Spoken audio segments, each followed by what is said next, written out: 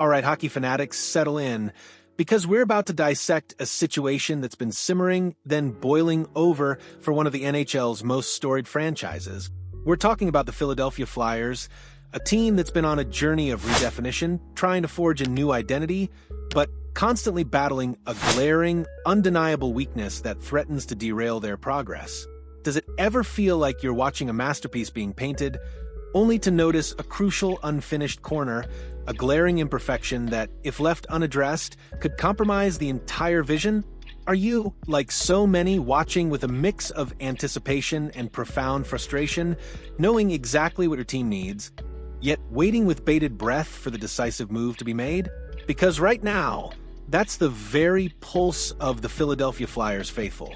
They see the promising pieces, the burgeoning talent, the renewed energy, but they also see the gaping hole, the Achilles heel that could undermine everything they're building. We're talking about the third defensive pairing, a rotating cast of characters that sticks out like a sore thumb, a constant source of anxiety, on a blue line that otherwise shows immense promise. But fear not, for in the unpredictable world of NHL trades, opportunity often arises from another team's abundance, and a perfect, under-the-radar solution might just be presenting itself from the unlikeliest of places. The Philadelphia Flyers, under the astute guidance of General Manager Danny Briere and head coach Rick Tocchet, are embarking on a fascinating journey. They're not just rebuilding, they're retooling, instilling a new culture and injecting a blend of youth and grit into their lineup.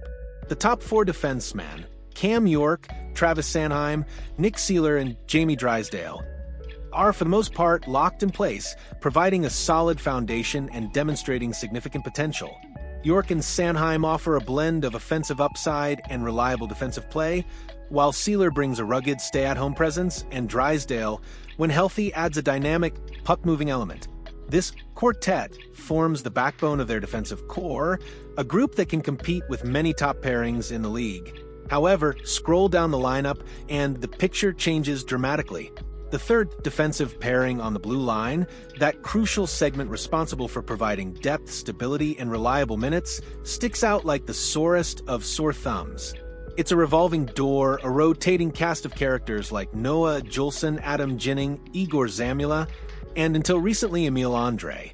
This isn't a knock on the effort of these young players, but collectively, they have given little hope that this team possesses a truly solid blue line beyond its top four. The word "ye ouch," animated in glowing red over this section of the roster, would be an understatement for the anxiety it causes. There's a palpable lack of stability, a consistent vulnerability that opposing teams are all too eager to exploit. Adding to this defensive conundrum is the unfortunate absence of Rasmus Ristolainen, currently sidelined with an injury. While Ristolainen has had his own share of ups and downs in Philadelphia, his physical presence and veteran experience are missed, further exposing the lack of reliable depth. But the biggest takeaway, the most damning indictment of the Flyers' current defensive depth, came directly from training camp. Both Rick Tocchet and Danny Briere were reportedly unimpressed and disappointed that no defenseman truly stepped up to claim the opportunity for a regular spot. Players were sent down early, and even a promising prospect like Emil Andre was viewed as too short to be a favorite for the front office and coaching staff, a candid admission that speaks volumes about their specific needs and preferences. All around, it was simply not a good scene, leaving the team with an acknowledged glaring hole. With this clear deficiency in mind, the Flyers have been remarkably open about their willingness to make a trade to address the issue. Recent reports have narrowed their focus, indicating they are specifically looking for a young blue liner who can fit with the current long-term timeline for this team. This isn't about a short-term rental, it's about acquiring a piece that can grow with the core, a player who can provide stability now and contribute for years to come.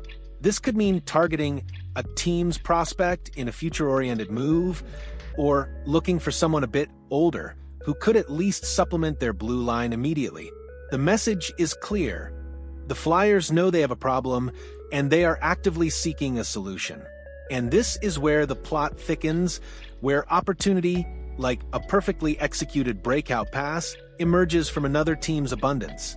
One of the most effective avenues for addressing a roster need is to take advantage of another team's logjam to find a player who is valuable but simply doesn't have a clear path to playing time.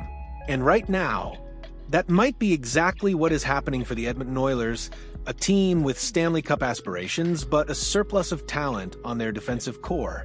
On Tuesday, the Oilers announced that defenseman Alec Regula has been activated from injured reserve. On its own, this might seem like a minor transaction. However, when you consider the full picture, it means that Edmonton now boasts 8 healthy defensemen on their roster. 8 in the cutthroat world of the NHL. Having that many capable blue liners means someone who is a pretty decent defenseman is not even going to be able to get on the ice for a team hoping to compete for the Stanley Cup. This creates a classic supply and demand scenario, a golden opportunity for a team like the Flyers to swoop in and acquire a valuable asset who is simply a victim of circumstance. While the easiest answer for the Oilers might be to simply send Troy Stecher down on waivers, a player who is very familiar with the waiver wire, there's a growing buzz that they could end up making a deal instead. And if they do, the Flyers should be all over it, especially if one specific defenseman is getting thrown around on the trade market. Enter Ty Emberson, a name that might not immediately ring a bell for every hockey fan, but one that should be at the very top of the Flyers' trade target list.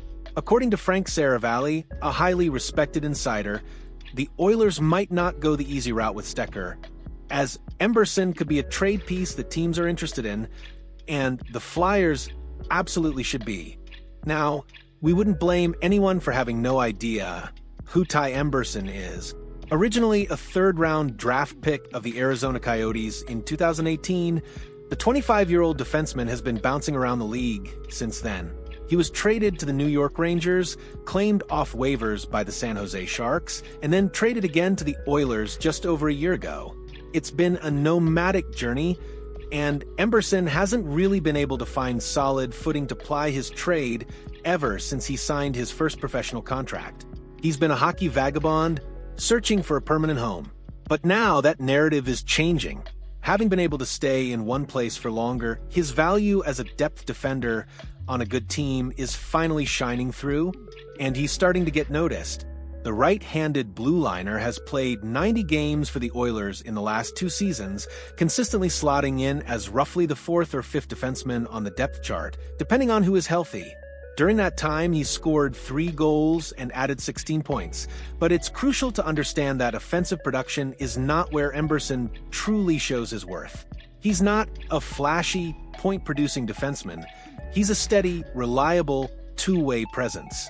Emberson isn't someone who lights the world on fire with highlight reel plays, but he is a stable force, a defenseman who makes smart, consistent plays and possesses a couple of attributes that make him incredibly valuable.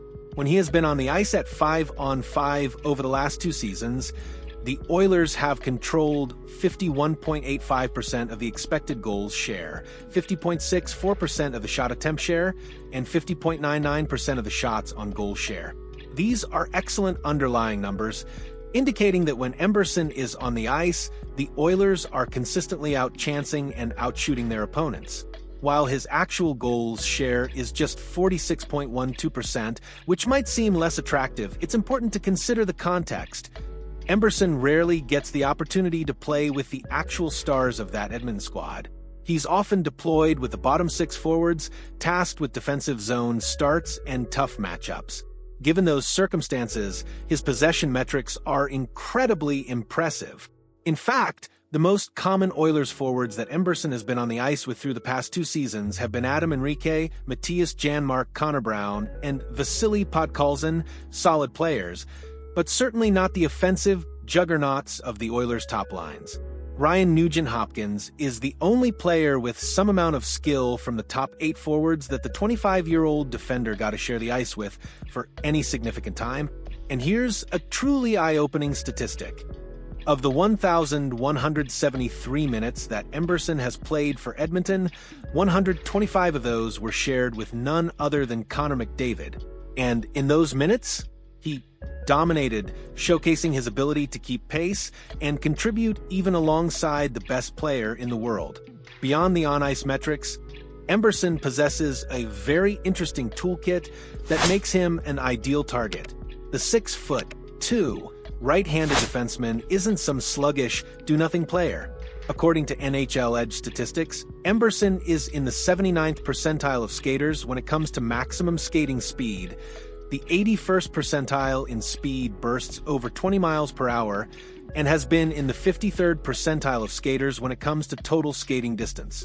This is incredibly impressive, especially given his depth minutes. Basically, he's a very good skater, capable of keeping up with the fast-paced NHL game, transitioning the puck, and recovering defensively. Additionally, and this will add more fuel to the fire of desire for Flyers fans, Emberson doesn't shy away from contact. According to StatMuse, Emberson leads all Oilers defensemen with 5.5 hits per 60 minutes on a blue line that doesn't tend to be very physical. This indicates a willingness to engage, to play with an edge, and to bring a physical element that the Flyers' third pairing desperately needs. He's not just a good skater. He's a physical presence, a player who can make life difficult for opposing forwards. So, what could adding Emberson mean for the Flyers? While acquiring another defenseman isn't a clear answer to all of their problems, it would immediately provide them with a much more stable force on the back end. Given that he's right-handed, although he has played on the left side before, Emberson would automatically slot into the lineup as it currently stands, instantly upgrading their third pairing.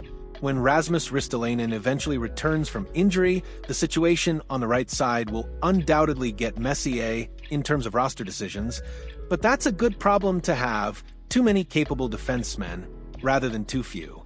Crucially, given his age of just 25 years old, and if things go well while Ristolainen remains off the ice, Emberson could certainly be considered a long-term replacement for the Finnish veteran.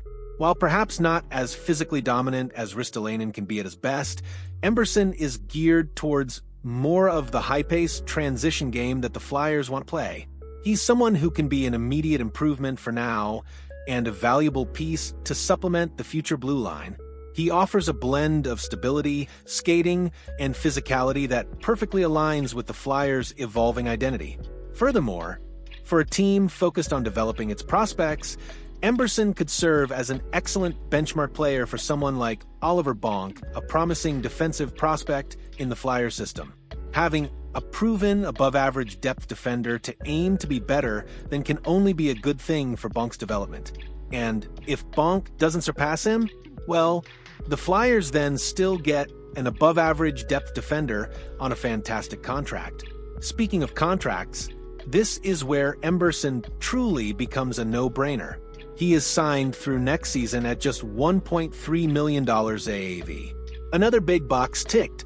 This is an incredibly team-friendly deal for a player of his caliber, offering cost control and flexibility for the Flyers' cap situation. Depending on the acquisition cost, like every single trade in existence, it seems like a win-win for the Flyers to go out and grab Emberson. He doesn't change much of their current long-term plans, but he would be such a significant improvement over who they currently have clogging up the bottom of the right side. The Flyers clearly want to get better in this area, and for the right balance of age, contract, availability, acquisition cost, and ability, it feels like no one in the entire NHL fits the mold as well as Ty Emberson. He's the perfect under-the-radar target, a player who can provide immediate stability, fit their long-term vision, and come at an incredibly reasonable price. This isn't just a trade, it's a strategic coup, a chance to address a glaring weakness with a smart, calculated move that could pay dividends for years to come. If this happens, remember this moment, because the Flyers will have found their missing piece. What a fascinating opportunity for the Flyers, isn't it? The chance to turn another team's surplus into their solution. Do you agree that Ty Emberson is the perfect fit for the Flyers' defensive needs? And what do you think the cost would be to acquire him? Let us know your thoughts and predictions in the comments below. And if you're as captivated by the strategic chess match of NHL roster building as we are, make sure to hit that like button and subscribe to the channel for all the latest breaking news and in-depth analysis. Your engagement fuels our passion, and we love hearing your take on these pivotal moments.